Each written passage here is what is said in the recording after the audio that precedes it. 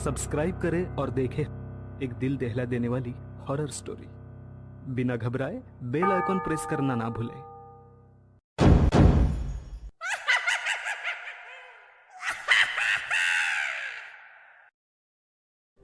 इस कहानी के लेखक है विजेंद्र कुमार कर्ण।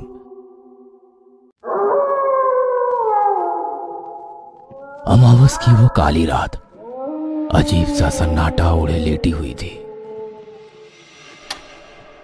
रात के 11 बज रहे थे। बीच बीच में कभी कुत्तों के भौंकने या कभी उनके रोने की आवाज आती तो वो सन्नाटा भंग होता। उस स्याह काली रात के अंधेरे में जब दुनिया नींद की आगोश में थी, तब शमशान में स्थित सबसे पुराने पीपल के पेड़ के नीचे कुछ हलचल हो रही थी। जिस शमशान में दिन में भी लोग आने से डरते हैं, उसी शमशान के पीपल पेड़ के नीचे 28-29 साल का एक नौजवान सूर्यकांत बहुत ध्यान से कुछ तैयारियों में जुटा हुआ था। उसके मोबाइल का टॉर्च जला हुआ था और उसने उसे एक पेड़ के नीचे एक पत्थर से टिका कर रखा था। टॉर्च की रोशनी में वह खुद एक झोले से कुछ सामग्री निकाल कर पेड़ के नीचे इकट्ठा कर रहा था। कुछ ही देर में वह अपने साथ लाए झोले का सारा सामान जमीन पर निकाल चुका था। शराब की बोतल, तेज गंध वाला इत्र, काला कपड़ा, धुएं, दीप, आटा, कोयला, तेल, 2 नींबू जिसे लाल रंग में रंग दिया गया था, एक काला मुर्गा, माचिस और एक लोहे की छुरी। सूर्यकांत ने अपने सारे वस्त्र एक स्थान पर उतारे और नग्न अवस्था में आ गया। फिर उसने एक गोला घेरा बनाना शुरू कर दिया। सबसे पहले उसने आटे का घेरा बनाया, उसके बाद कोयले का घेरा। तीनों घेरे तैयार होने के बाद वो उस घेरे के अंदर पालथी मारकर बैठ गया। कुत्तों के रोने की आवाज अब बंद हो गई थी। हालांकि बीच बीच में झिंगुर की आवाज आती। पेड़ पर कुछ जुगनू मंडरा रहे थे। ऐसा लग रहा था कि किसी ने पेड़ की डाली पर कोई बल्ब बांध दिया हो। लेकिन सूर्यकांत इन सब बातों से बेखबर पूरी तल्लीनता से वो कर रहा था जिसके लिए वो यहां आया था। सूर्यकांत बहुत सावधानी से अपने साथ लाए इत्रों को चारों दिशाओं में छिड़क रहा था। फिर बचे इन इत्रों को उसने अपने बदन पर मल लिया। उस समय थोड़ी हवा चलने लगी थी, इसलिए दीपक जलाने में उसे दिक्कत हो रही थी। लेकिन 3-4 बार की असफल कोशिश के बाद उसने माचिस से पहले दीपक को जलाया, फिर धूप को। उसका धुआं तुरंत ही वहां फैलने लगा। फिर उसने लोहे की चाकू को ध्यान से देखा। मन ही मन कुछ बुदबुदाया। कुछ पलों के बाद पंखों की फड़फड़ाहट की आवाज ने सन्नाटे को फिर से भंग किया और फिर से वहां छा गई वही खामोशी। वो भी अब बिल्कुल शांत हो गया था। उसकी आंखें बंद थी और वो साधना में लीन हो गया था।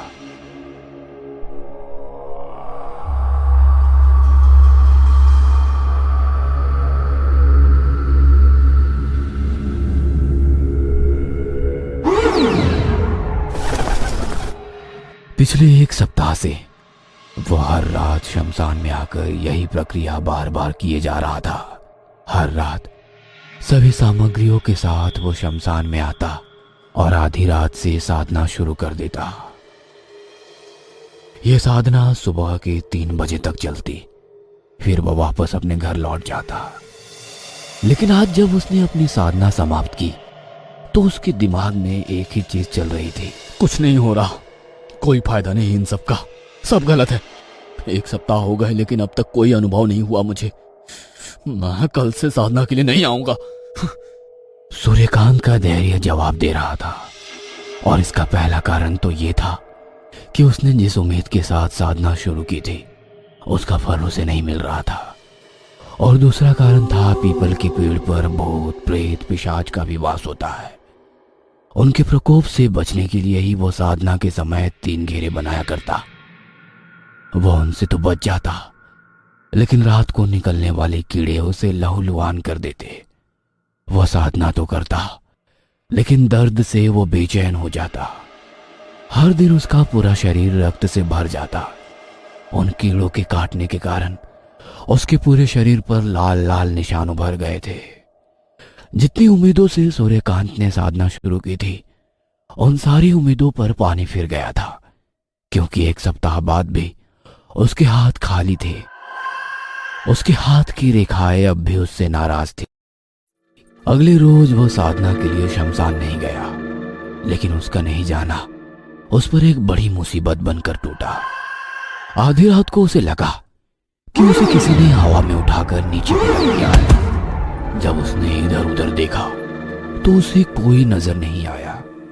उस रात उसके साथ 3 बार ऐसा ही घटा। उसे समझ नहीं आ रहा था कि ये उसके साथ क्या हो रहा है। रात को डरते डरते वो किसी तरह सोया। सुबह जब उसकी नींद खुली तो उसके मुंह से भयानक चीख निकल गई। उसके शरीर पर एक भी कपड़े नहीं है। उसका पूरा शरीर फेसिंग वाले नुकीले दांतों से बंधा हुआ है, जिसके कारण उसके पूरे शरीर से खून निकल रहा है। साथ ही उसके घाव पर मक्खियां भिनभिना रही है। वह एक तरफ से मक्खियों को भगाता है तो मक्खियां दूसरी तरफ जाकर बैठ जाती। उसके शरीर से निकला खून धीरे धीरे जमीन पर इकट्ठा हो रहा था। उसके घाव पर मंडराने वाली मक्खियों ने अब अपना स्थान बदल लिया था और अब वो जमीन पर जमा खून पर भिनभिना रही थी। यह देखकर सूर्यकांत जोर से चीखता है, लेकिन ये क्या? चीख के बाद उसकी नजर अपने शरीर पर जाती है तो वह देखता है कि वो तो बिल्कुल ठीक है। ना तो उसका शरीर बंधा हुआ है और ना ही उसके शरीर से खून ही निकल रहा है। वह मक्खियां भी तो कहीं नजर नहीं आ रही थी। अगली रात भी उसके साथ वही हुआ, लेकिन इस रात का अनुभव पिछली रात से भी भयानक था। आधी रात के बाद उसे ऐसा लगा कि कोई स्त्री उसे लगातार गोरे जा रही है। उस स्त्री के मुंह से रक्त की बूंदें टपक रही है। मांस का एक टुकड़ा उस स्त्री के मुंह में है और जब सूर्यकांत की नजर अपने शरीर पर जाती है तो वो देखता है कि वह मांस का टुकड़ा उसी के शरीर से नोचा गया है, जिसके कारण खून की धार फूट पड़ी है। उसकी चादर उस खून से भीग गई है। दर्द और दहशत में आकर जब वो जोर से चिल्लाता है तो आसपास की सारी चीजें उसे फिर से सामान्य दिखाई देने लगती है। लगातार घट रही ये घटनाएं उसे पागल बना रही थी।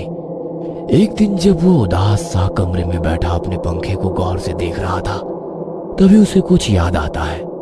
सूर्यकांत को अपनी गलती का एहसास होता है। उस रात वह फिर से शमशान में साधना के लिए चला जाता है। 2 दिन तक उसके साथ कुछ नहीं घटता, लेकिन तीसरे दिन से उसे ऐसा लगता था कि जब वो मंत्र जाप कर रहा होता है तो कोई औरतें बातें कर रही हैं, लेकिन वो क्या बातें करती उसके समझ में ये नहीं आता। उसे यह एहसास अब हर दिन होने लगा था कि कई औरतें उसके पास आकर बातें करती हैं, लेकिन वो अपनी आंखें नहीं खोलता था। साधना के कुछ दिन बीत जाते हैं। एक रात उसे ये समझ में नहीं आता है कि मंत्र जाप के समय कई औरतें नहीं बल्कि सिर्फ एक औरत की आवाज उसके कानों में आ रही है, जो उससे कह रही है, ये सब क्यों कर रहा है तू? मार दूंगी, चला जा, अभी चला जा यहाँ से। तुझे पता नहीं तू क्या कर रहा है, किस लिए कर रहा है तू? मार दूंगी मैं तुझे। सूर्यकांत डर से कांपने लगता है, लेकिन उसने अपनी आंखें नहीं खोली और मंत्र जाप करता रहा। अगले दिन से तो उसे वो आवाजें और भी तेज सुनाई देने लगी।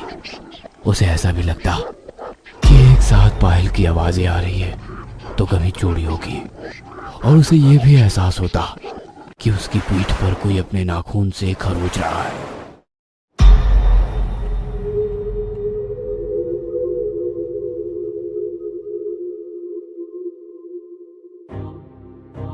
कुछ महीने बाद अपने बड़े से बंगले में बैठा सूर्यकांत शून्य में ताके जा रहा था। उसके हाथ में सिगरेट थी। बीच बीच में वो उसका एक एक कश लगाता, फिर वो कहीं खो जाता। सब कुछ तो पा लिया है मैंने, यही चाहिए था ना मुझे, लेकिन फिर भी ये अशांति कैसी है मेरे मन में? क्यों ऐसा लगता है कि जेबें भरी है लेकिन अब भी मैं बिल्कुल खाली हूं? कुछ वैसा ही जैसे खालीपन कुछ महीने पहले था।